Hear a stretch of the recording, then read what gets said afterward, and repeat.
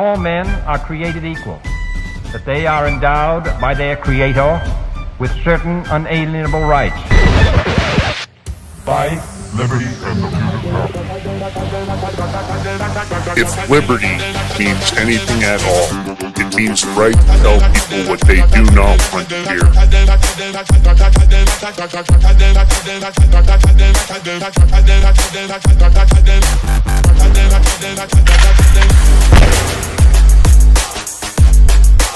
Make America great again. The Big Mig.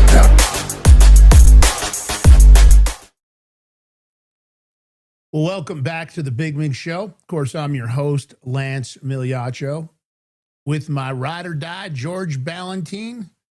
What we're doing, it's Friday, baby. It's rise and grind, a tip of the spear, edge of the knife. You know how we do it on this show. Nobody's safe. We go after both sides of the aisle. We don't blindly follow anybody. We still want the SAVE Act. We want the Plastic Clarity Act. We want full transparency. We want deep state arrest. We want to clean out the government gangsters. We want real people in Washington, D.C. that aren't there for the money, the power, the ego. Yep, we're still doing it the same way. Nothing's changed. You're not going to buy us off. Some people have tried. It's not going to happen. George B., it's Friday, brother. What's your weekend plans? What do you got going on? What's up? No haircut because you got a haircut last week. I know that's not on the list. What do you got? What's going on, bro? Weekend plans. I don't have any plans. Same like normal. I don't know. I'm sure something will pop up. Something needs to be fixed somewhere. I don't know. You know, same old bullshit. All right. Well, if you're going to just see that, maybe you living might in have this miserable state. Yeah. You know, it just came out in my state. Oh, no. What? Oh, no, I was right. The New Jersey Dems are actually trying to, I just found this out today. They're trying to push reparations. Reparations. It would cost New Jersey taxpayers $363 billion. I don't know where they think they're going to get that money from, but you know, Bill S2838 and Bill with S. what's going on in the states, because Colorado's another state that believes in reparations, and I don't believe in it. I don't think any of those people face the consequences for slavery. You know, that narrative, but of course they all want a free paycheck. Can't blame them for that. They want a free payday, but you know, it makes you think as a citizen of a certain state and a citizen of the United States, do you really want to pay taxes? Do you really feel like they're using the money for the right things? Do you feel like the states spend the money wisely, they tax you? Do you feel like the Fed spends the money wisely, that they tax you? Or do you feel like it's just one big grift? And I think it's a grift. I just, at this point, the thought of giving them more money just makes me cringe. Because I don't see it going to the things I want it to go for. I want safe and secure borders. I don't want a bunch of illegals in the country. I want low inflation. I don't want to be $40 trillion in debt. Well, a lot of things. I want them to pay back Social Security. I want a strong military. I want a strong, global presence. I want people in Washington, D.C. that aren't scammers, connivers, liars, cheaters, thieves. But, I guess you don't get, you hope for the best, but you expect the worst. I don't know, George. I feel like paying them to do the job they're doing, you might as well just go stick a gun in your mouth in the bathroom. Pretty much. I mean, I put a post out on Facebook. I want to see what people have to say about it. I mean, because it's just crazy. It's ridiculous. I'm not paying for fucking shit. Why don't they go to get reparations from Africa? They're the ones that willingly sold their people off. Yeah. Fucking. Yeah. I don't know. It's just crazy. Lance, I found to set the mood. Kind of something funny, though. Oh, crap. Well, it's Friday, brother. Go. Call an audible. Let's go. This is audible. This is for the police. I haven't seen it, so this is an audible. I feel bad for these cops, but this shit sucks.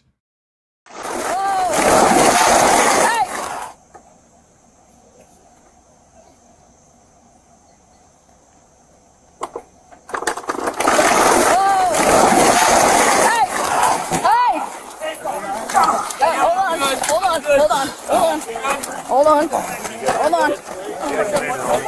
Yeah. Hey, take a breath. I'm thankful that everybody was practicing good gun safety and nobody had their finger on a trigger. I That's wonder awesome. if there's another door in the front or something, or is that the only way? Because then all those people are stuck. I don't know. That sucks. I'm pretty Feel sure bad whoever for the guy cops. they're Hopefully serving a nobody got warrant hurt. for is pretty happy. He's like, damn. Shoot. Yeah, he's probably like, oh, well, I guess they won't be getting up here right now. I I mean, wonder if he booby trapped it. Maybe he saw the Joyce some, thinking, well, if they get 3 or 4 on there, it'll. nah, because I doubt It looked pretty that. rickety. But I will say this. You know what I know about that deck? You know what I know for a fact? George Valentine did not build that. Hell no. Because if George Valentine built that, they could have put 50 cops on it. But I'm going to tell you.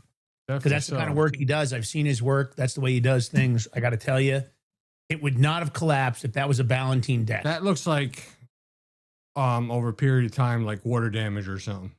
Yeah, I'm By sure. the wood. So Who knows, whatever termites, who knows? Yeah, was whatever, it's something. But no doubt. But I know you didn't build it, George, because I know if you build it, it could hold 50. if you build it, they will come. All right. Well, listen, if you know what the drill, it's Friday. Give us a follow here on, if you've been here this week and you haven't hit that follow button yet, you're still trying to make a decision, you're waffling. Don't waffle. Just hit that follow button, man. Get your friends and family to Wait a follow minute. us. Steal their phones, steal their computers, go in there and give us a follow. And while you're doing the follows, hit YouTube, hit locals, and hit every major podcast platform. We need all the support we can get. It's a grind growing these shows. We do everything we can. We need all the help from the audience as always. Well, and thank you guys for being here Lance, all week. we got a Yes. new slogan I think you're gonna like. Oh, let's go. What do we got? It's from my one of my beautiful mods, Skunk 71. Yeah. What do It's you got? Fan Day Friday. Fan Day Friday. Okay, I'll go with that. I'm sure you I'll would. go with that. Fan Yeah. Day Friday. I kind of like that. All Yeah, right. you Well, would. it's Fan Day Friday. It's tip of the spear, edge of the knife, Better to be a warrior in a garden than a gardener in a war. Here we are, grinding it out, trying to make a difference. It's what we do here on the Big Mig Show. So if you can support us, do the $5 paid subscription. It's recurring billing, but it's only $5 a month. Maybe it's a couple of less stops at 7-Eleven. Maybe one less stop nowadays. I don't even know if you can get a soda anymore at 7-Eleven for $5. And of course, whatever you can do, Rumble Rant tips, any financial support is always greatly appreciated. We're trying to grow the show. But the main thing is just getting the word out. Do what you can, share our short form, share our long form, share the live link during the show on your own social media. Tell them you're in here. And don't be shy. If you're new to the show, we want you in the chat. We want you to come in there and talk some crap, get in there, kibitz with everybody. Let's get it going on. We've got a lot of great people in there, the mods and all our followers and subscribers and all our regulars. There's a lot of really great people. You can make a lot. There's a lot of people that are friends outside of this show because of this show. And that's what we want to see. We want to see communication. We want you to interact with your neighbors. And I don't care what your political beliefs are. If you're here for the truth, then I want you here. Honest to God. I don't think I'll ever get the far, far left, of course, or the far, far right, because I don't believe in, neo-Nazi racial rhetoric. I don't believe in that either. I think I'm an equal opportunity person. I think everybody deserves a fair chance. If they fill out that blank piece of paper like a piece of shit, well, then they're a piece of shit. It doesn't matter who they are, politically, color, race, creed, religion, doesn't matter. I'm looking for people that want to live in the greatest country in the world, want to continue to bring it forward. That's what it's all about. So that's why you're here. So we welcome everybody on this show. We may not agree with you all the time, but I'll bet you we agree on more than you think because they want to divide us. It's division and chaos. It's their tool. All right, let's talk about sponsors. If you'd like to sponsor the Big Mig Show, we got a great new sponsor coming on, Oasis. I'm going to tell you just a little bit. They're out of Mexico. You're going to love it. We've done our due diligence. Amazing company, could change lives. So they start on the 1st. And of course, I'm holding up silver. The Prepper Bar, the 62.2 gram Prepper Bar, perforated and very easily broken down to your choice of 3 different denominations, of course, to fill out the multitude of needs. And I don't care whether you use it for asset protection, from inflation, economic turmoil, diversification, or in the case of the Prepper Bar, the genius of the Genesis Gold Group guys, you can just break off a small piece to make a payment. You're not going to carry around a 1 ounce silver or gold token and make payments. And you never know what's going to happen to the US dollar. $40 trillion in debt is not good. Okay. I don't care. I think in some ways the stock market is hyperinflated. I don't see the economy being as good as this administration says it is. We're still suffering at the pumps, suffering at the grocery stores, suffering with crazy bank interest rates on mortgages and credit cards and all the rest of it. I know you guys are going through it because you tell us sometimes, you send us emails and we appreciate those. It's bullshit. So I think having gold and silver on hand is important. It's one of those things that you want to have. And in the case of the Prepper Bar, its utility, perfect for every kind of a gift you could ever imagine, for every precious metal lover out there, for preppers, for boyfriends, girlfriends, husbands, wives, grandkids, children's. Have a few in a drawer just in case you forget somebody's holiday, because if you got a big family, that can happen. I heard a story the other day about somebody forgetting a birthday. These are exclusively mined and minted in the great US of A. They come with an assay report, no counterfeit gold coming out of the guys at Genesis Gold Group. Great company. They've been with us for almost 3 years, and they're the reason with us. Faith-based company. They do the right thing, not high pressure. You can get these. They've got them in stock. They've got them in gold and silver. They just got a big restock, so there's no shortage. Head over to genesisgoldgroup.com. Don't forget to tell them the Big Mig Show sent you. You'll get a special discount. Or call them at 888-526-7154, 888-526-7154. Get a hold of some of these. Don't wait. genesisgoldgroup.com.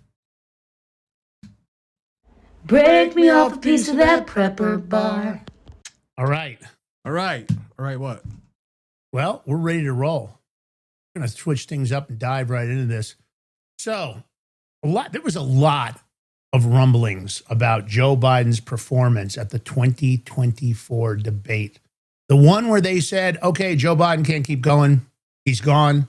His brain is mush. Now, we had heard lots of things from insiders about how they were using a cocktail of drugs to keep his mental acuity more online. We heard about Adderall. We heard about potential amphetamines, IVs that when he was going to be in the public, and that's why he spent so much time in his basement. We know that he's got dementia. We know that he's got Alzheimer's. We know that he's pretty much mush. Well, that debate really showed it. Now, did the cocktail not work? Because the interesting thing coming out now is that Jill Biden is floating out the idea, which I think is really interesting at this point, that we're even entertaining talking to Jill Biden about Joe. But the possibility that Joe was drugged before his awful 2024 debate. And I would challenge that right out of the gate, George. I think the cocktail they'd been using just didn't work that day. His brain wasn't firing. We know that he was struggling mentally. I think it was an awful scenario that his family kept pushing him forward because they so badly wanted to stay in power. Hunter wanted an opportunity to make some more money. The Hunter Biden laptop, Hunter's out there, and I shame on the shows like Tucker Carlson and others that have given him an opportunity to try to say, oh, that was Russian disinformation. I was totally fat. That wasn't my laptop. Yeah, they just had a bunch of personal pictures of Joe Biden with his niece looking in what I would consider compromising positions, drugs, prostitutes. Yeah, sure. Somebody had all his photos and they created the laptop. It's a bunch of garbage. And anybody that supports that narrative, shame on you. Excuse me. All right, buddy. So, George. Yes. She just did this. It's a recent interview. She's entertaining that he might have been drugged before the debate. Donald Trump said that he probably was going to be on drugs, but not the way they're talking. What are your thoughts? Maybe they didn't give him enough drugs, like speed, amphetamines, whatever they usually give him, or a cocktail. Or maybe Hunter did all the coke and didn't leave any for his dad to take. That's a possibility. I'm just saying, because they did find. He dropped it at the White House. I was just going to say, they did find a bag of cocaine at the White House at one point. Either that, or they did it on purpose and didn't give him anything. Could have been, like a setup to get Thunderlips Kamala Harris, try to get her in there and get him out, because he was foobarred anyway. So I'm thinking. You think strategy? Is that what you're saying? I'm thinking strategy, because it was the first debate. All right, let's do the first debate, get it out there, get him out, and get somebody else in. That was probably their plan all along, get Kamala Harris in, or try to get her in. Thank God it didn't work. Oof. There was a pattern whenever Joe Biden had to do public appearances. The pattern was he would disappear for a couple of days. They would say he was strategizing and getting ready. I think he was sleeping. I think they were pumping him full of ice cream, because they say ice cream is one of those things that people with dementia and Alzheimer's, it has a positive effect. I think they were trying to get him to get as much rest as possible. I think they were loading him up with IVs. But I do think that's a possibility, that maybe the IVs didn't have the normal cocktail. that maybe they were giving him an IV, but it didn't have the normal brain, amphetamines and all the rest of the stuff, Adderall and whatever else they were pumping him full of. I think that's a possibility. I think they saw how much trouble he was in mentally, and they realized there was no way for him to carry the ball the rest of the way downfield. Going with Harris, incredibly bad choice. She's a moron. But they're used to installing morons. They've done it to us for decades. We've allowed them to do it. Our election system, George and I were talking about that story we talked about yesterday about how Joycelyn Benson's one of the guys there that handles the voter rolls is asked the DOJ for help because she's been registering illegal voters. We've got these voter rolls all over the country. And George, I have to ask you, I haven't seen anything more about the Postmaster General and the story how he's not going to send out ballots to the states that don't provide their voter rolls. Is that still in play? Or, do you have any idea what's going on with that? Because I haven't seen even a peep about that. I do not. I'm trying to. Anybody in the audience, you guys in the chat, have you seen anything about the Postmaster General? Are they going to follow through with, if you don't give us the voter rolls, you're not getting ballots? What? Say it ain't so. I mean, that would be a great solution. Will they do it? I don't know. I still think that the National Emergency Act is what he's going to pull. I'd bet money on it if somebody wanted to gamble on that. I think that's going to happen. I think that's why they're trickling out all this information. I think we're going to continue to see between now and then this kind of upward, and I told George this upward graph of more and more election issues to the point that Donald Trump says, look, we have this and we have that and we have this. I have no choice. I've been put in a corner. John Thune doesn't want to pass the SAVE Act. Congress doesn't want to do what the American public want. I've been put in a corner, and as a wartime president, and I think that's what's going to happen. I'm predicting it. You've heard it on the show. We talked about it before anybody else did. I think we started telling you that we thought this could happen a year ago. So this podcast host, Jamie Kern Lima, asked Jill Biden if a stroke was ruled out by the doctors the night of debate. And it's interesting, this dialogue. Jill seemed uncomfortable, and yet here she is talking about it. And, don't you always think it's interesting, George? I find that when presidents like Biden, like the Obamas, when they're done, I don't want to hear from them that much. Am I the only one that feels like that? When they're out, I wish they'd just go into retirement and shut the you F up. Do you feel the same way that when like Obama says something or Michelle Obama says something, I just want to make them part of the Slapaho tribe. Well, I don't want to hear from them anymore. That's like saying after Trump's presidency, you don't want to hear from Trump anymore. I'm going to disagree with you on that. We don't want to hear them because they're full of liberal bullshit. Difference. That's like, I don't want to hear from MTG anymore because she's full of shit. But you do. My problem is, if this administration doesn't deliver transparency, accountability, and consequences like they promised me, I have to say, I don't know that I want to hear from them after this administration. If I don't see them doing what they told when they said, I caught them all, government gangsters, we're going to drain the swamp. If I don't see that happen before the end of this administration, and right now, I wouldn't bet on it. I would bet Polymarket would give me awful odds on that. So would Kalshi. The prediction markets would tell me, Lance, it's a losing bet. I don't know that I want to hear from them because they didn't deliver what I voted for. I wanted to clean up government. I don't want giant, convoluted, corrupted, grifting, stealing, conniving, lying government. I don't want it. I want what the founders wanted and the framers wanted, a limited government of limited jurisdiction. I want a constitutional republic. I want a constitutional republic with democratic values. I didn't vote for a democracy. I voted for democratic values of a constitutional republic. So let's play this clip. You can hear it from the horse's mouth. I'd like to hear from you guys in the audience. You probably heard the same stories I did. They were all over internet about him getting jacked up on chemicals. Do you think George makes a valid point that maybe they did this intentionally? Do you think there's any possibility that somebody, I don't think it was anybody from our side, could somebody have drugged Joe Biden so he didn't perform? Did he have a stroke? You guys saw the same debate we did. He sucked. Let's play the clip. And I'd like to hear from you guys in the chat what you think. Still to this day, you don't have a gut instinct on what was that moment. No, there's all kinds of theories. He had been traveling. I know he was tired. He didn't feel well that day when I saw him, but there was nothing definitive that I could point to. And I had been on the road for 2 weeks up until that moment. So I wasn't with him. I didn't see him days before, weeks before. I saw him maybe 1 hour before. And there's no way anyone could have, God forbid, laced his drink or Who something. knows? Who knows? Right? Who knows? Somebody could have laced his Well, drink. we could have known. Many people called Well, for Joe Biden to be drug tested after the No, debate. hold on. All this that's reported interview. All she had to do was just follow up with Joe Biden. Well, what about all the other times where he was on stage and walked off to this, like walked away, and people had to grab him?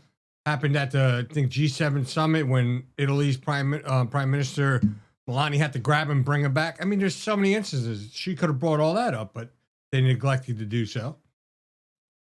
You know, I'm saying they didn't give him any of the upper amphetamines and shit. yeah. I think he didn't get his normal cocktail. Or they gave him like just like a tad where give him like something for like 15 minutes just And to get I him so gotta he be can walk up honest. stage. I got to give I'm going to give Donald Trump some credit right now. His energy level, unbelievable. For a guy that doesn't, I mean, he lives on Diet Coke, and I don't think he eats all that well. Maybe he eats better than I think, but I know that I see him eating a lot of McDonald's and things at different times.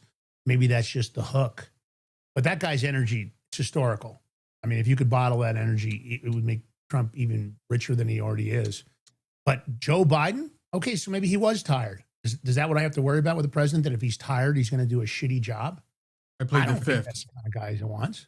I think from now on, everybody's got to start pleading the fifth like Fauci because I think it's rubbing off on everybody. Yeah, I Act agree with blue. him. Yeah, the bottom line is, we'll wrap this up. I think Joe Biden wasn't on drugs because he'd been getting drugs, and I think that was the consequences of it. I think they wanted to get rid of him. Or I think Hunter Joe- took it all. Well, it's possible. Hunter might have said, "Give me the good IV. Just give him saline. He'll be fine." All right, Act Blue, criminal investigation, and man, nothing says. But they're still operating. Here's the thing: they're still operating, still taking in donations, still doing that bullshit, giving out to politicians under people's names that didn't even donate and stuff. And here we are again. Nothing says I'm guilty like taking the fifth. Nothing says I'm guilty when you're asked a direct question like, does Act Blue accept foreign money? How do you verify your donors? Is it secure for the midterms? No comment.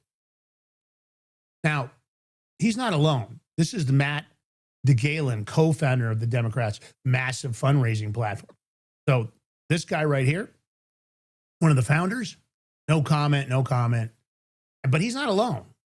5 current and former Act Blue employees have now invoked the fifth more than 140 times combined. So they actually beat Fauci's numbers. They're at 140. The CEO took it over 20 times in June. Now, the Republicans are investigating whether there was illegal foreign money, and I think we deserve to know. The fact that these people, George, do you feel like when somebody takes the fifth or the no comment play or blah, blah, blah, by advice of my attorney, don't you feel like when that happens, you're pretty much acknowledging guilt? When you plead the fifth? When you're asked a direct question like, I said, does Act Blue accept foreign money? And your comment to that is no comment, I'm taking the fifth by advice of counsel. Doesn't that pretty much just confirm that you accepted foreign money? I mean, doesn't that just say, I'm a liar, we're scumbags, Act Blue is a criminal organization that is laundering proceeds into elections? All right, so Isn't that pretty much let me what it answer the is? question. So Yeah, pretty much he's pretty much saying he's guilty. However, I can't really blame the guy for taking the fifth. I mean, you're supposed to listen to your lawyers, number one. Number two, because they're under criminal investigation. I mean, and they know they did wrong. They know they broke laws. So they're just dragging it along. Why give them information that they can use against you? Because they know they're wrong. They're definitely 100% wrong. There's no doubt about it. It seems to me, till they get to the bottom of this, Act Blue should be their Here's my operation thing. should be suspended, and the all the funds and all their accounts should be frozen. Here's Until my we get to thing. the bottom of the story, I don't think Act Blue should be continued to operate, George. And I'm actually surprised what you just told me. I was unaware of the fact that they were continuing this criminal enterprise. Yeah, because we just seen it in Michigan.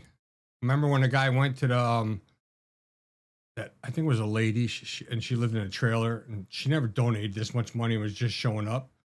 So here's the thing: why is even Congress having a clown show hearing and wasting our time and taxpayer money on this?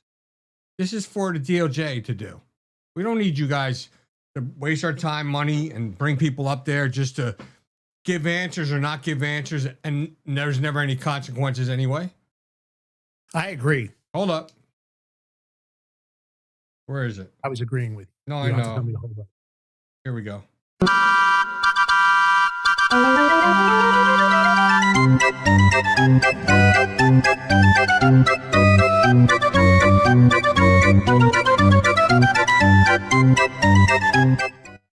That's what I think about the fucking hearings. That's what I think of congressional hearings. They got their hands full as it is. Why don't they stop dicking around and pass the Clarity Act? Yeah. Why don't they stop dicking around and give the American public what they want, which is voter ID? Why don't they stop obstructing this administration from deporting illegal immigrants? They're in the middle of it. They're continuing to dick around with ICE. NICE. I wish that ICE would change its name to NICE. I'd like to see them forced to say NICE over and over and over again. You know what, Lance? I think we have somebody new to chat. I've never seen this person before. Uh-oh. Who is it? Shout him out. Mex Iron, I guess. Mex Iron. Iron. Yeah. Well, thanks for joining us, What's man. up, We Mex? appreciate it. Get in that chat, have some fun, and don't be the only one. Mex Iron should not be the only one jumping Yeah. in here. Let's get in here, guys. Have Hold some on. fun. It's Friday, baby. Hey, You know, Mex, did you hit the thumbs up button? You know, the like button, buddy? whoa! Did you hit the subscribe button? I'm just trying Please, to get him to hit please some do. button. Anybody. We appreciate you're here. Thanks for joining us, and we appreciate all the new listeners and subscribers.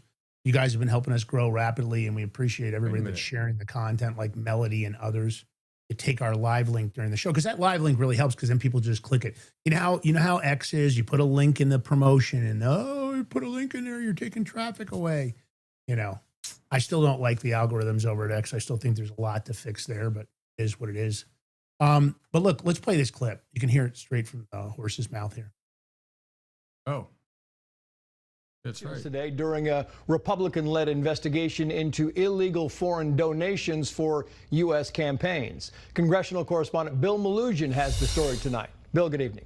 Trace, good evening to you as well. A source familiar tells us that the co-founder of Act Blue invoked the Fifth Amendment today, refusing to answer any questions from Congress. He also ignored our questions. Sir, is Act Blue secure ahead of the midterms this fall? No comment.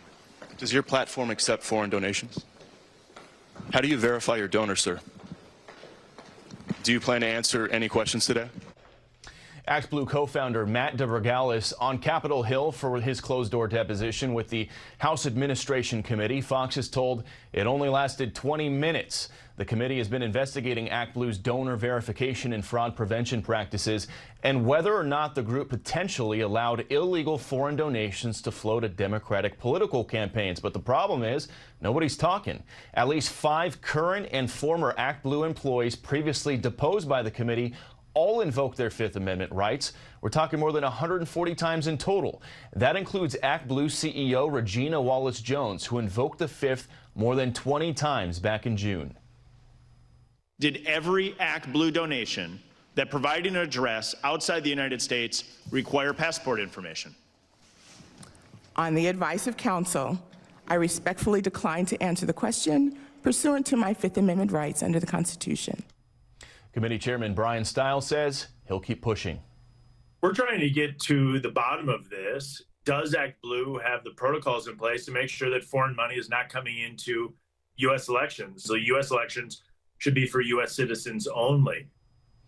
And Trace, the New York Times reported earlier this year that internal memos they obtained from Act Blue's outside lawyers indicate that Act Blue might have misled Congress about how they're vetting their donations.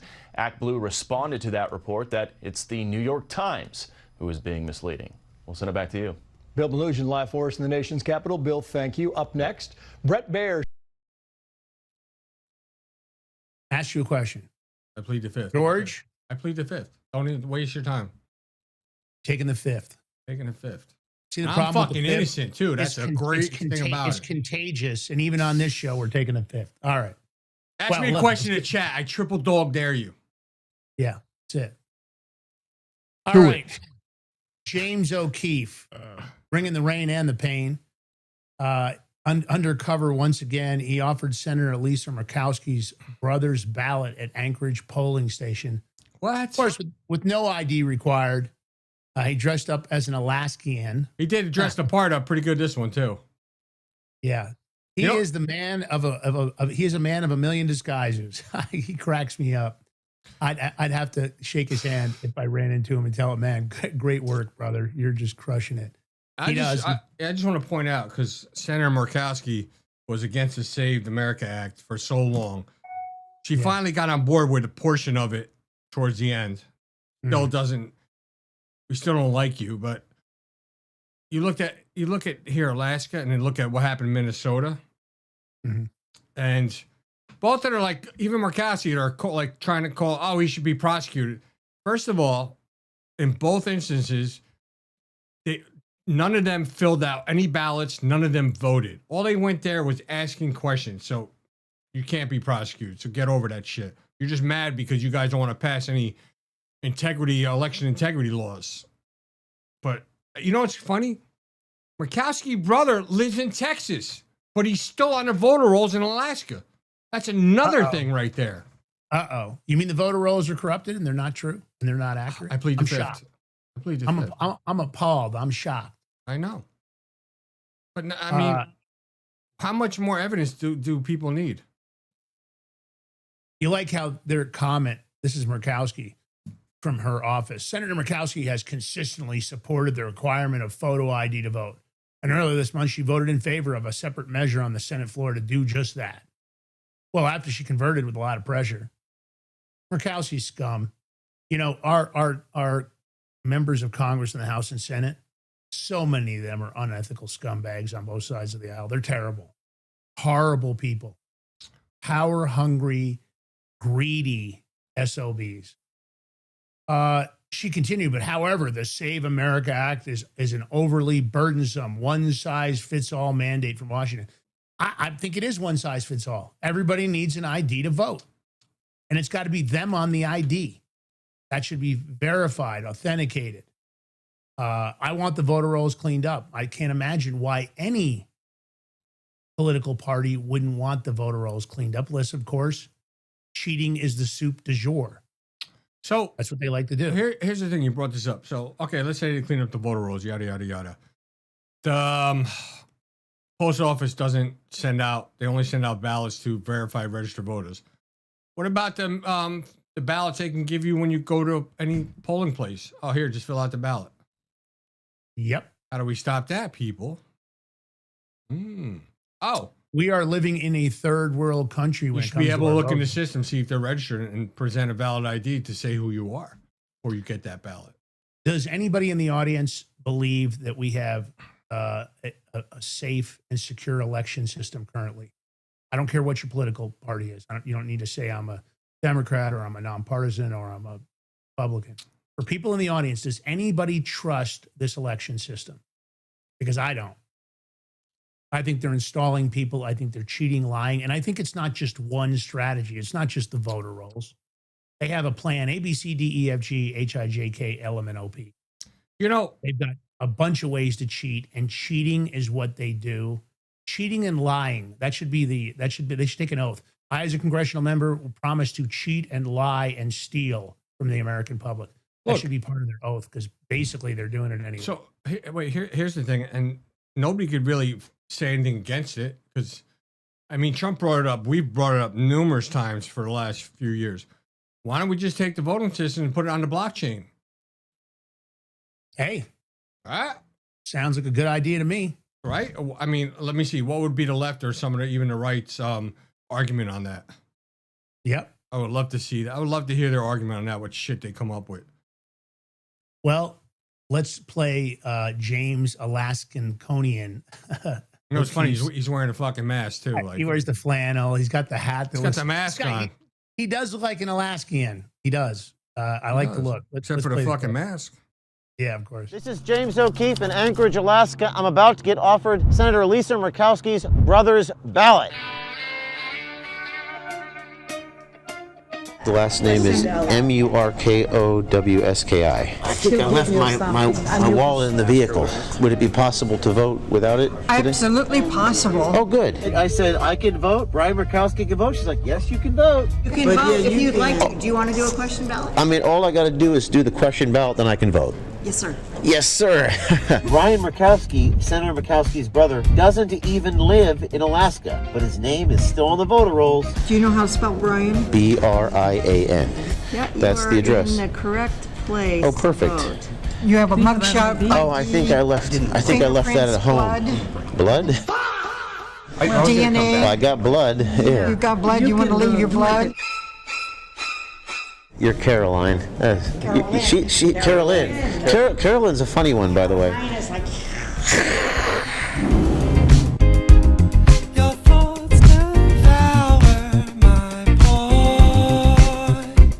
Thank you for helping me. And you know what? We appreciate it too because, you know, we're volunteers and we're trying to figure this out. Huh? We're all trying to figure things out in life, right? Yeah. Brian Murkowski always does the right thing.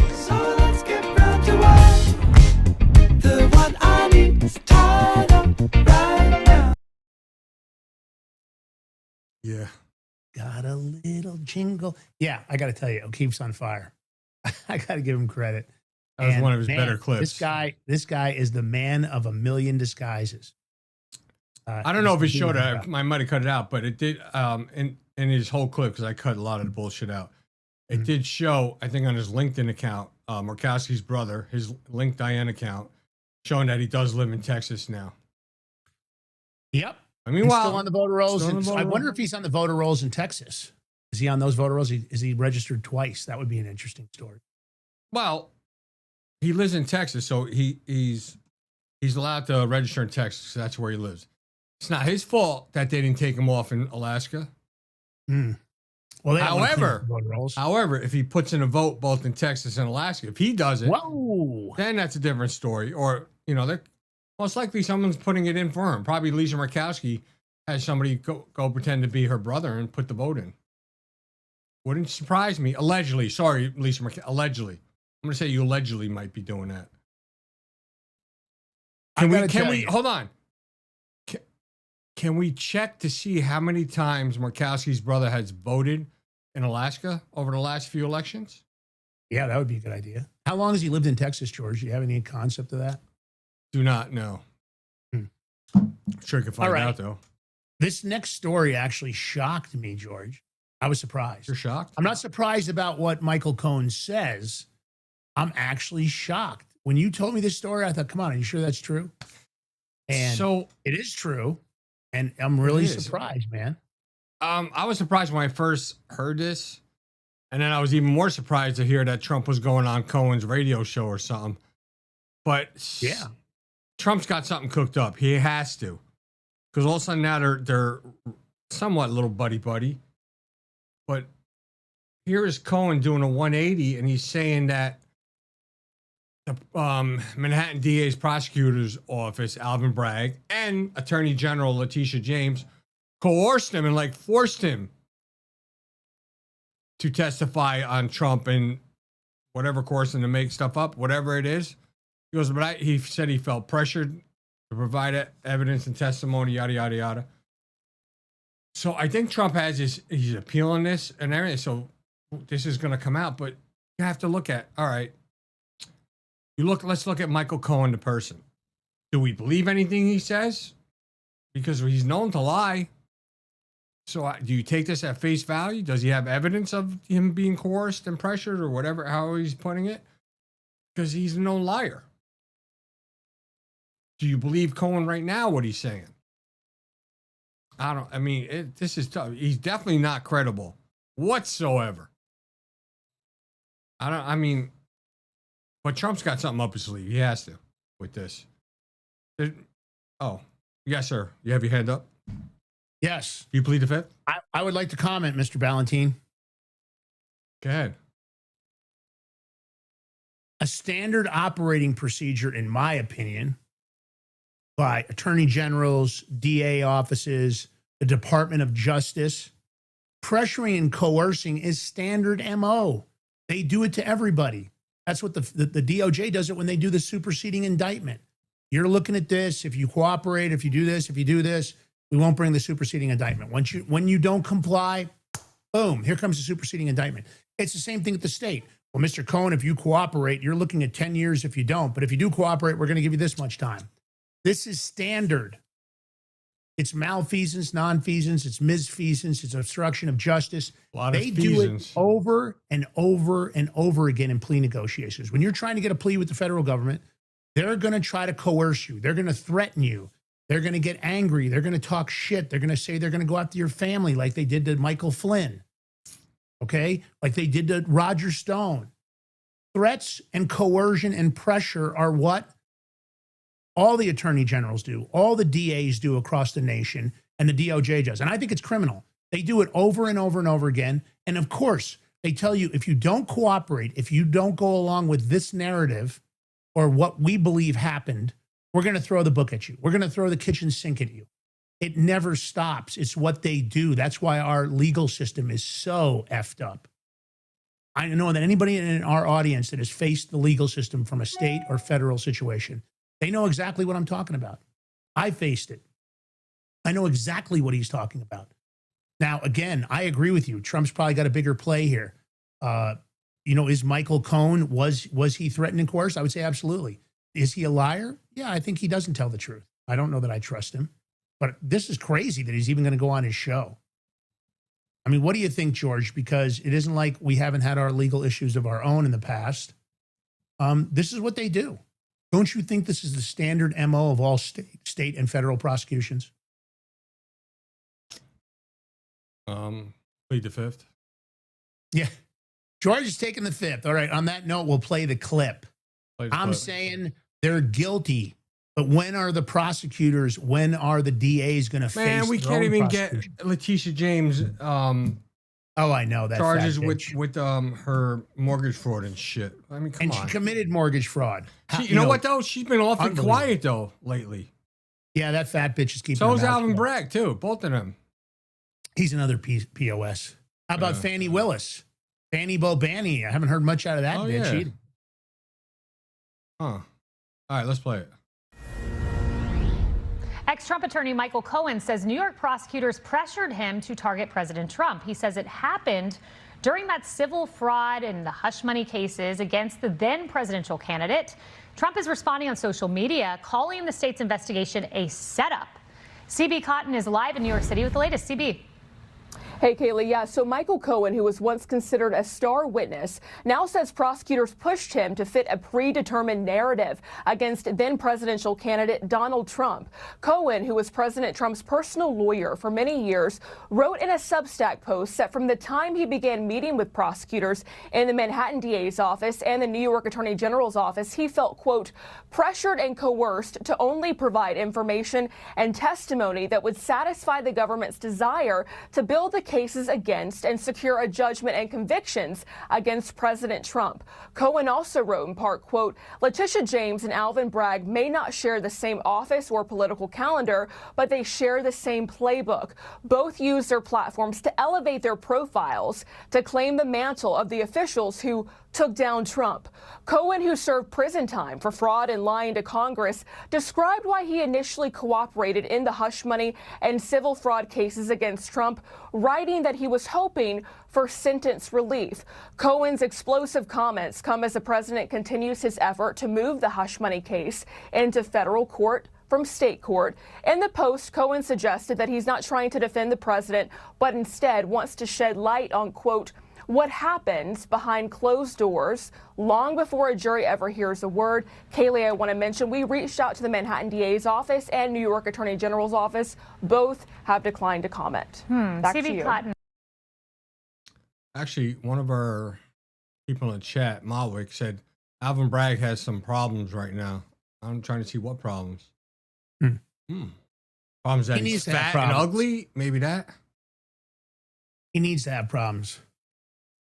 But of course, Cohen now appears to have miraculously cured his TDS syndrome, his Trump derangement syndrome.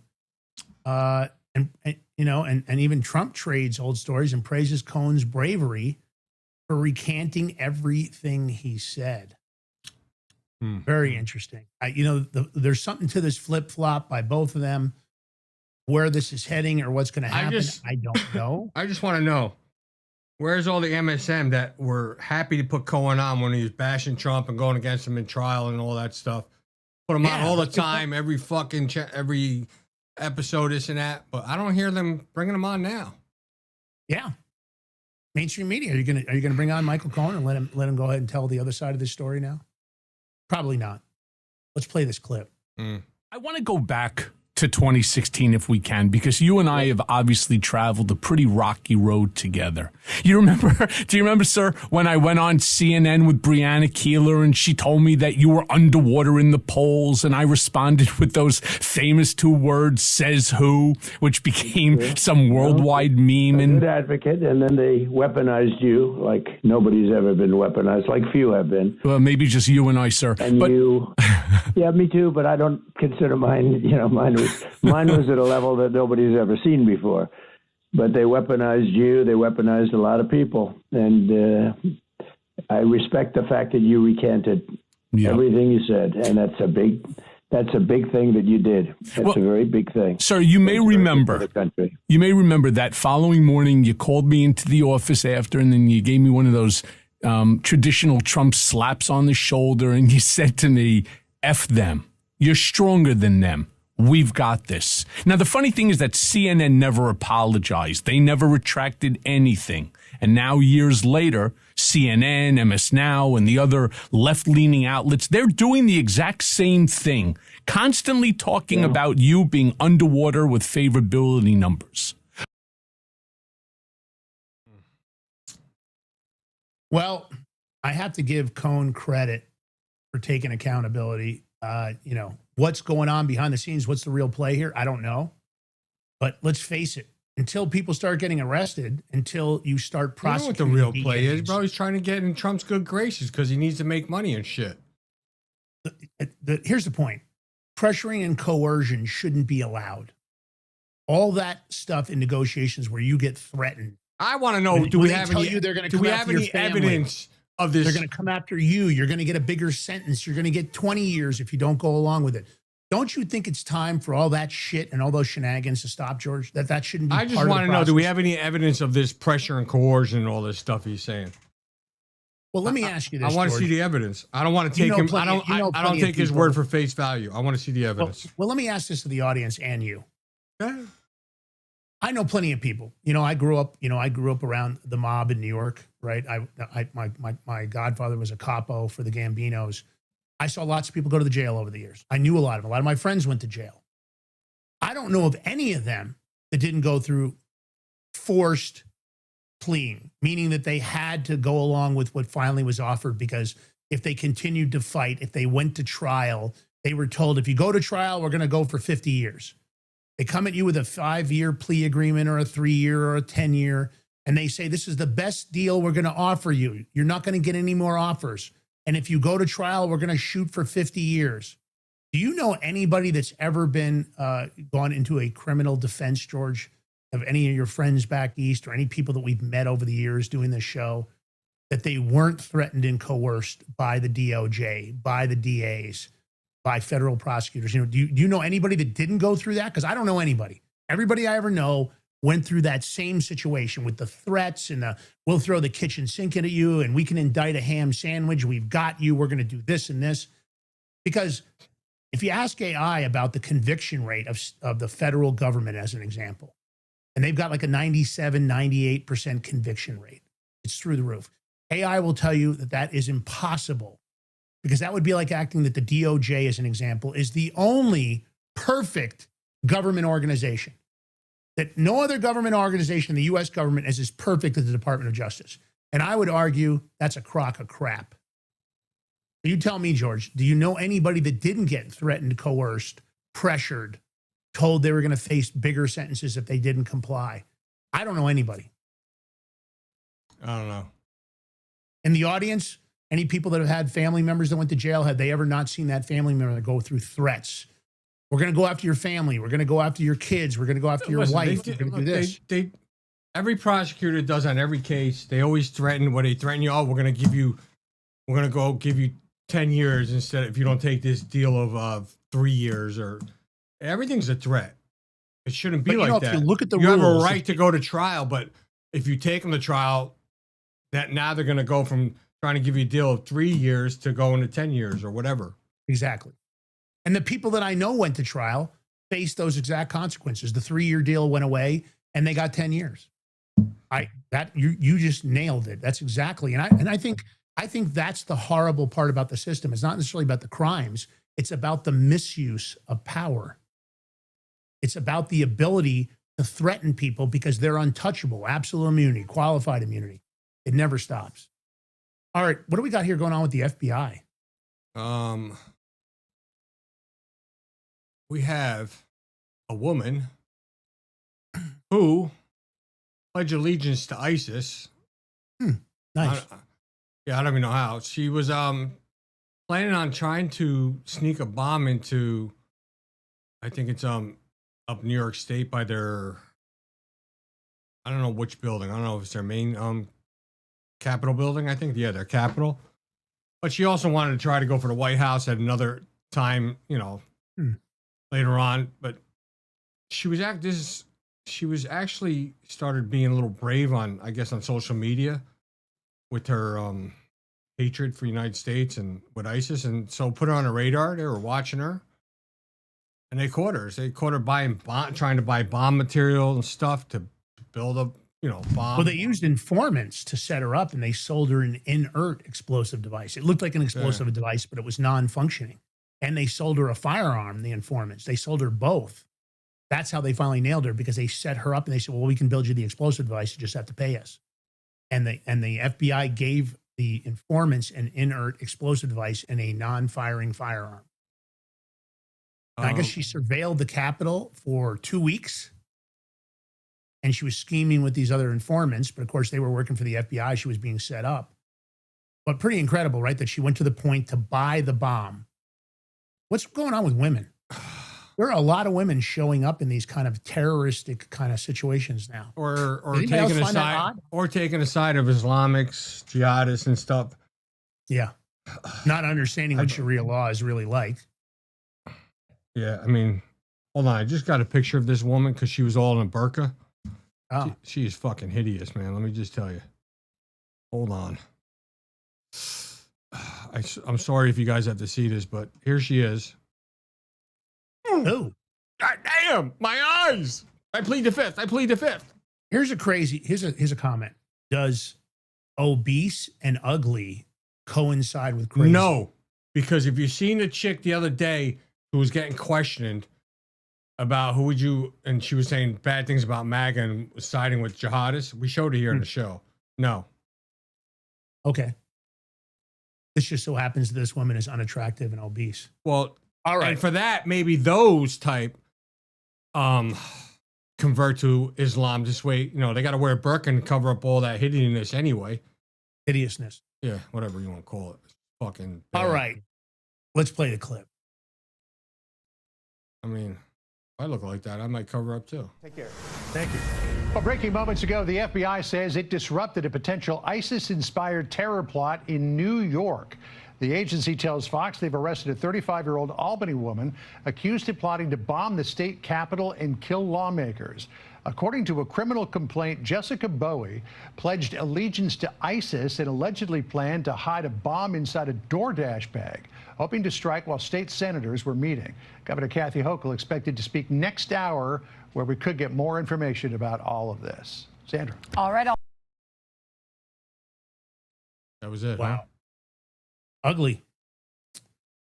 You wonder how many more are out there roaming around. I'll give the FBI credit. They have stopped a lot of these situations, thankfully. A lot of people, innocent people, would have been hurt. And I'm happy that she got set up. I'm happy she's going to be taken off the street. I hope they connect everybody else that was involved and track down the ISIS members and maybe hit them with a drone strike. find out who was communicating with her and had her convinced to do this. Not that she wasn't compliant. She obviously wanted to do it. All right. CNN. Yep. Communist News Network, of course, is melting down. They're saying that Pete Hegseth used a transphobic slur. And even if he did, I could give a shit. But he said this during an Iowa State fair. At the Department of War, we do training, not trannies. Okay, I agree with that. I wouldn't want to stand shoulder to shoulder with somebody. It was just funny the way he did it, though. It was great. Yeah. But I wouldn't want to stand shoulder to shoulder if I was in a combat situation. I wouldn't want somebody suffering a mental health crisis being next to me, supposedly watching my six. I mean, listen, you're confused about your gender, and I'm going to have you trying to protect me like I would be protecting you. No, I don't think so. I don't think people with mental health crisis belong in the military. I think there's enough craziness on the streets. We need the military to be our finest. So, I just don't see any of this stuff. They want the best. I don't think that there should be any DEI or specialty hiring in the military. I think we want the brightest and best. We want people that understand their gender, who are neutral, that aren't politically biased. And it's all merit-based. It's based on their skill and who they are. CNN, more garbage. I've said it before. I'll say it again. You shouldn't be turning on this network whatsoever. Throw their ratings into the basement, and maybe they'll finally go out of business because they won't have any sponsors or any advertisers willing to put money to be on their network. Let's play this clip. Defense Secretary Pete Hegseth went to Iowa to campaign. He was at the Iowa State Fair Monday, and he used a slur against trans people. Take a listen. We need guys like this man right here having our back in Congress as we get rid of DEI at the Defense Department.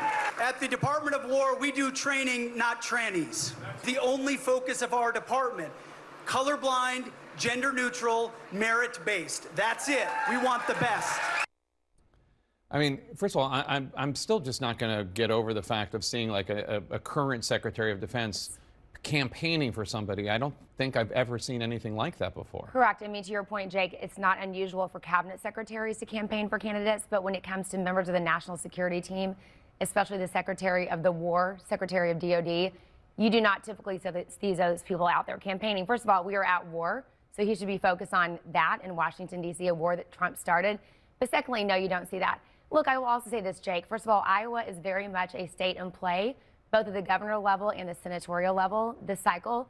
Obama won it in 2012. That's the last time a Democrat won on the presidential campaign side in a presidential campaign. But it's a very, very, very marginal state for Republicans. Democrats have very good chances there this year. I think voters are sick and tired of this rhetoric. They are tired of the tariffs and how it's impacting farmers. They're tired of prices being high. This does not work. This strategy of like, oh, let's play into the culture wars. Voters are sick and tired of it, especially the independent voters will ultimately make the decision in these races in Iowa. And I just also wonder, Sir Michael, I mean, just calling transgender people trannies, like that's obviously a slur that they don't like, and people can have their opinions on sports or whatever, but like there is just something about like treating people with dignity. I'd like to say something. Good. CNN. So if you're so pro transgender, I don't believe you have any transgender journalists or on-air personalities. I was just thinking that, bro. I mean, listen, why don't you fire all these people and just put nothing but trannies on? Why don't you just load your whole network up with transgenders or your on-air personality? If this is what you guys believe in, then put your money where your mouth is. I'd like to see replace those three on-air personalities, and let's just put 3 transgenders in it. Let's see how the network does. Put your money where your mouth is, CNN. Otherwise, shut the F up. I don't want to hear from you. I don't want to listen to your garbage. I don't listen to your garbage. I won't turn you on. In fact, I've been in bars and restaurants where I got a hold of the remote and I actually put CNN on block on the remote.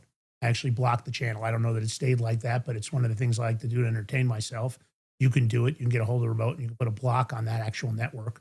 The CNN doesn't come up.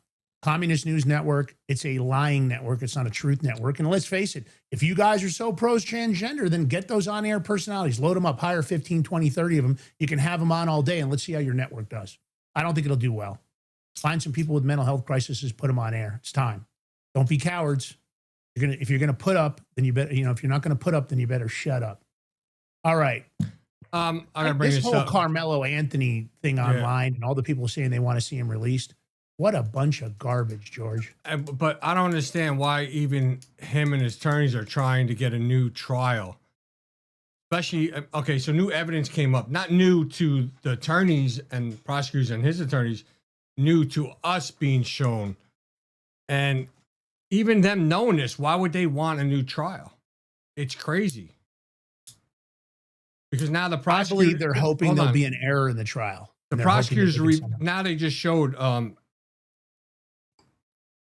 Carmelo Anthony's text messages to his ex-girlfriend. And he was saying, like, and this is him saying this, I'm quoting, "I'm on low key on the verge with and he had a knife photo. When I stab somebody, I'm going to lick the blood off the blade." And this is before he stabbed the other kid. But they I guess both attorneys, the prosecutors and his attorneys, agreed not to say that because they were worried it would cause more. I don't know. What did they think it would cause more of? So what George is talking about, they both crazy. agreed. The defense and the prosecutors, right, both sides, agreed to not. They wanted to exclude character evidence like these text messages because of the racial tensions of the case. So they both agreed they weren't going to put up all the stuff where Carmelo showed this real racial, online presence, text message presence. They said, no, we're not going to do that. This thing is too racially charged. They both agreed. And now the defense is saying, well, since we weren't able to present this stuff, we believe we need a new trial. Now, that's basically them flipping the script. They're probably hoping for some other mistake in the trial. Why this kid's even going back? Remember, this is the kid that stabbed that other individual at the Texas track meet and killed him. And did you see the black leaders of the Black Panther? I know. Trying to. I mean, did you see that mushroom woman? Yeah. I mean, she looks like a mushroom on legs. It's just, and she just talk about racist rhetoric. I don't know. Are they going to? They haven't granted him a new trial or nothing yet. So, I think it's unlikely if they had a mutual agreement that was even in writing or it was verbalized in emails or it was in agreement between. Any judge that would say we're going to do a new trial, I think. I mean, they say they never heard both sides had an official office. I guess it was an official, off the record gentleman's agreement that they weren't going to bring up character evidence. The character evidence, based on what we've seen so far, would really hurt Carmelo. It would just show that he had a lot of racial hatred. This wasn't some, this was a premeditated attack. It wasn't like he was just like, oh gosh, I got upset and I used a knife and I shouldn't have done that. So it wasn't like, yeah. Craig brought up a good point because I forgot to bring this up. Oh yeah, a lot of people cried there wasn't any black people on the jury. Well, cry to fucking Carmelo Anthony's lawyers because you get enough challenges and stuff to pick jurors. That's on them. I agree. It truly is. But I don't think the prosecutor. I think the prosecutors should never made a deal with that text message, and they should have released that during the trial. And they're worried about racial tensions, this and that. That would have stopped. I think that would have shut up the racial tensions. I agree. It just shows his state of mind and where that kid was at. I don't know. I'm going to lick I'm the play blood the clip. off the Can we play blade. the clip? Yeah, let's do it. All right. Yeah, John, today we are hearing a lot of new evidence that was never made public during the trial, including details of what investigators found on Carmelo Anthony's phone and why it is that they believe he took a knife to this track meet last year in April. During opening statements, prosecutors revealed Anthony had a documented pattern of obsession with knives and guns. In one text message, Anthony allegedly fantasized about stabbing someone, writing, "When I stab somebody, I'm gonna lick their blood off the blade." Prosecutors say they also have numerous examples of Anthony's desire to start fights and to be in fights, and they argue that's what he went to the track meet to do that day. The reason none of that came out at trial is that the defense and prosecution had what they're describing as a gentleman's agreement, an off-the-record understanding that neither side would go into character evidence, including allegations of violence and bullying by Austin Metcalf. Instead, both sides would focus on what happened under the tent the day of the stabbing. The defense now argues that Anthony chose not to testify in his own defense because at the last minute of the trial, prosecutors reversed course and told them if Anthony takes the stand, it would violate their agreement and open the door to all of those character issues being brought out. That agreement is a key part of the defense's argument as to why it is that Anthony deserves a new trial. And that's something we're going to continue to hear a lot more about through the rest of today and possibly into tomorrow. John? I would assume if he gets a new trial, that all of the stuff that was presented in court today would probably be admissible, yeah? Yeah, it absolutely. Prosecutors have already said that's part of the reason both sides agreed to this deal is because they didn't want to further enrage this public debate that was happening outside, where this was really, they felt, throwing gas onto an already big fire if they brought out a lot of these character attacks. Of course, going forward to the next trial, that agreement would not be in place, and all of this would be fair game. Prosecutors have said they would have brought all of this up if it weren't for that agreement. Well, it's all out there now. Garrett Tenney for us in McKinney. Thanks, Garrett. Yeah. So speaking of trial, I want to bring something up. So I don't know if people have been following the Lindsay Clancy trial. I've been kind of following it, watching like clips of it and stuff. And you see women that were like outside the courthouse and supporting her. I was looking at comments from people on X. People actually know, calling out those women, and even both women and guys on X, I know, calling them out. And I think people are missing the point. There's no doubt that she killed those 3 kids. The lawyer and her already admitted that part. It's the over medication. It's all the different medication. I think the women are trying to support the fact that what women go through for, oh my God, I'm drawing a blank. God damn it. What is it? Something depression? Postpartum depression. Thank you. Is the fact that, that women, go through postpartum depression. They're supporting that fact and the mental health that they need. But it was all these different drugs from different doctors that were just putting her on, and she was asking for help. She said she heard voices. She was having all these thoughts and stuff. That's what I think. I could be wrong. I don't know, but that's the way I look at it. So I think it seems like their husband played a role somewhere. I'm not entirely sure. I don't know if he coerced her or what he did, or the ex-husband, you want to call him now. But, there's some fishy stuff with him. I think they might actually, I think when this is over, they're gonna go after the husband or ex-husband now. I think. We'll see, but was she crazy with all the meds and everything? It sounds like, from all the doctors, reports and everything, 100%. So if a woman comes out for another woman, regardless of what she did, but are trying to support the fact of mental health, you can't go after them for that. That's just wrong. This is my opinion. I don't know what you guys think in the chat, but I'm sure I'll read the comments in a minute. So, go ahead. What do we got? Where's the beef, Lance? Where's the beef? This is interesting. I'm just typing something in on this story. It is, but it could be hurtful in a way because Trump, I don't know. They say he cut a deal on ground beef. He's saying for the next 90 days, the U.S. will allow up to 300,000 metric tons of ground beef in with no out-of-quota tariff. That beef will be sold at 25% below current market prices. I don't know. They're saying it does 2 things. Lower the price at grocery store, gives American ranchers breathing room to rebuild the cattle herd that got crushed under Biden. Okay. I mean, it sounds okay on the face. I love the 90 days. It'll help Americans because beef went up 30% under this administration. The price is up 30% during the Trump administration. I'm not blaming Trump. I'm saying this is a consequence of what happened. I understand the processing cartel is taking advantage of the ranchers. The processing companies are responsible for these major increases in beef costs. It's the processing. You guys understand what's going on with that. A lot of big ranchers and cattle people. I know some cattle guys. I've had this discussion with them. But here's the issue. 90 days is not going to allow anybody to rebuild their beef herds. To process a cow, and I had to go look this up. I didn't know this. To get it ready from the cow being born up to where it can actually be processed, where it ends up as steak on the shelves, or ground beef, it takes 14 to 30 months, about 1.5 to 2.5 years. How does a 90-day tariff halt or minimization on tariffs, how does that fix this?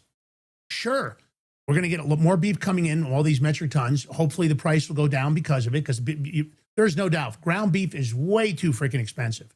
I've always used it as a staple because I like to try to eat, high protein, low carbohydrates. I don't get concerned with fat, lots of vegetables. It's kind of the way I try to eat. Beef has always been part of it, ground beef, because there's a lot of ways you can use it. And it's one of those staples that the American public needs. But 90 days doesn't do jack shit. If it takes 1.5 to 2.5 years for a cow to be raised where it can actually go to and end up on the shelves of a grocery store. Maybe they're doing some kind of trial and he'll see how it plays out over 90 days and he could do extended. Maybe. I don't know. I'm concerned that 90 days isn't enough. We'll see. Let's play the clip.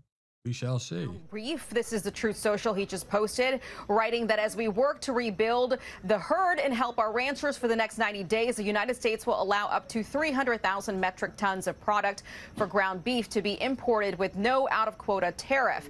We have a commitment that this beef will be sold at 25% below current market prices. This deal will reduce prices for Americans while giving space for our great American beef herd to grow again. The president will head to Myrtle Beach tonight to stump for Senator Darlene Graham.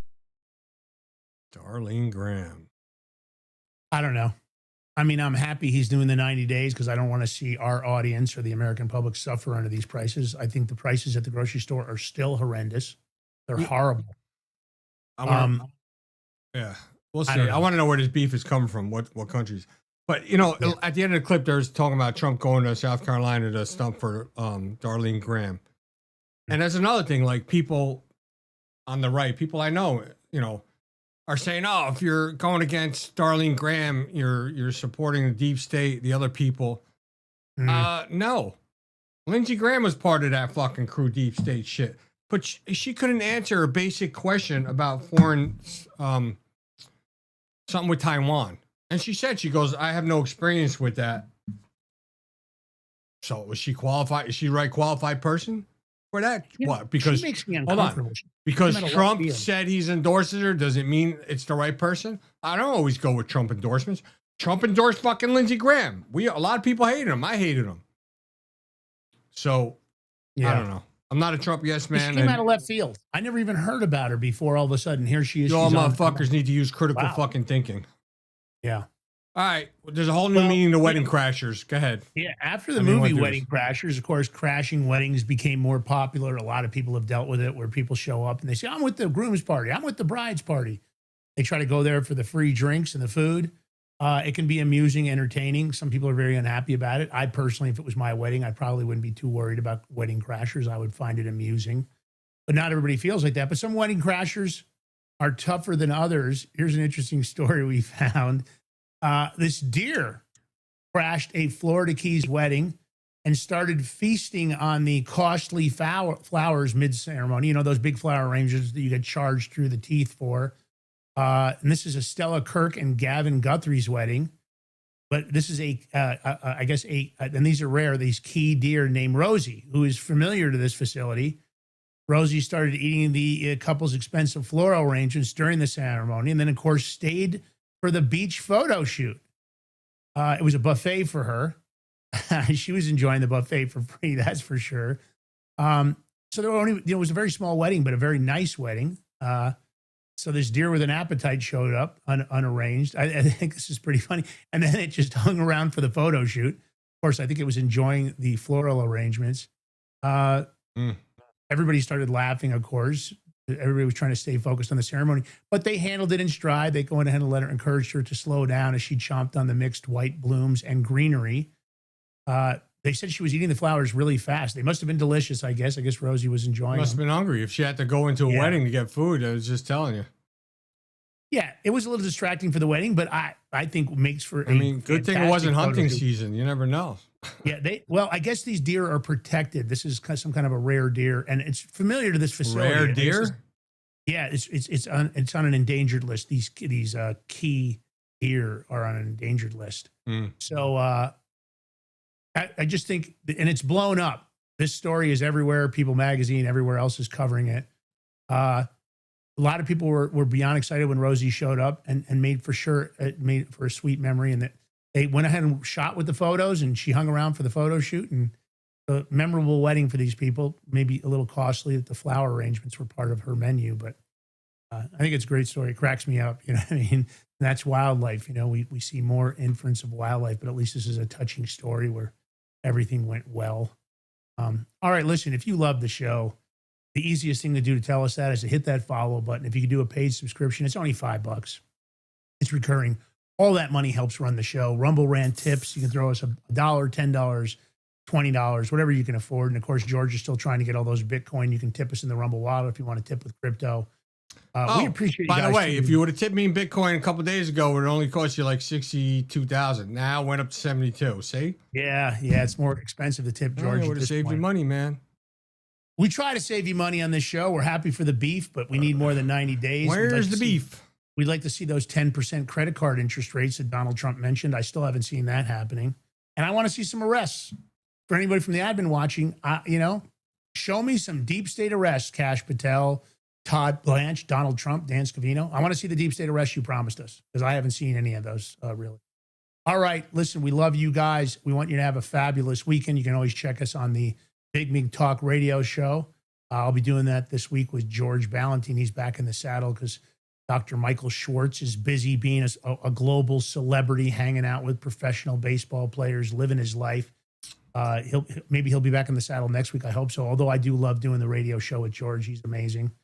So listen, that's what it is. Follow us on social media. G Ballantyne on X, Lance Migliaccio on X, The Big Mig Show on X.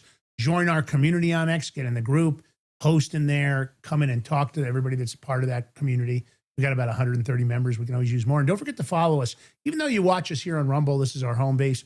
Follow us. Give us a subscribe over on YouTube. We're trying to grow that channel. They never gave us back our original channel, so we're trying to get back up. We were up to a point where we had about 30,000 followers over there. Now we started from ground zero. So help us there on Locals and every major podcast platform. We can use shares and comments. If you're on Amazon, if you're on iHeart, if you're on Spotify, all those, give us everything you can to help us grow. We really do appreciate it. And we love you guys, man. Thank you guys for everything you've done for us over the years. The people that are paid subscribers, we love you guys, and we really appreciate those paid subscriptions and everything else you guys do for us. So have an amazing weekend with your family. Summer is starting to wind down, so enjoy it while you can. George, last words, my brother. It's Friday. Have a great weekend. Stay blessed. Stay healthy. Stay safe out there, though. Most importantly, be with your families and hang out with them if you can. Love you guys. Day Friday, right? Fan Day Friday, is that right? Fan Day Friday. That's it. All That's right. a new saying. Fan Day Friday. Peace.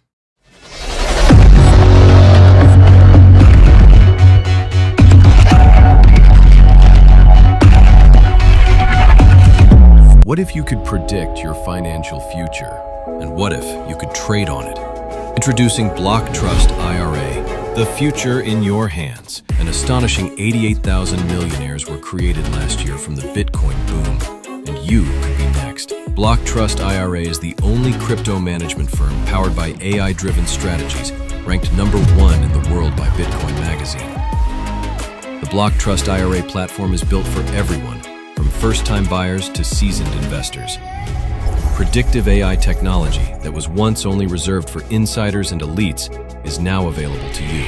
It's time to leave the old buy and hold strategies behind. Your assets are protected with military-grade security, offline cold storage, and $200 million in insurance. Visit BlockTrustIRA.com to book your free consultation and ask how to claim up to $2,500 in deposit bonuses today.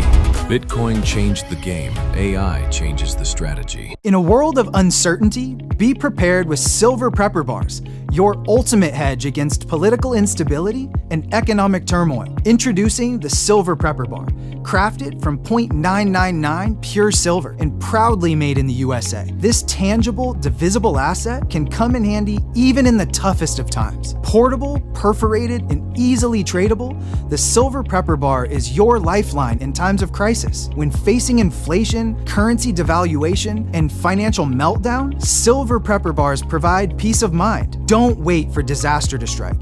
Secure your future today with the exclusive Silver Prepper Bar. the only silver bar on the market divisible into 3 different size pieces for maximum utility, all while fitting in your wallet. Don't leave your future to chance. Order your Silver Prepper Bars now at prepperbar.com. Silver Prepper Bars, ready for whatever tomorrow brings. Order now. Forged through rigorous training and honed by the finest instructors on earth, these canine units serve beside our nation's warriors as they fight to preserve what we cherish. When these warriors complete their duty, the Warrior Dog Foundation provides them with a home deserving of the service they've given us all. At our state-of-the-art kennels, they receive rehabilitation and care suitable for heroes, because that's what they are.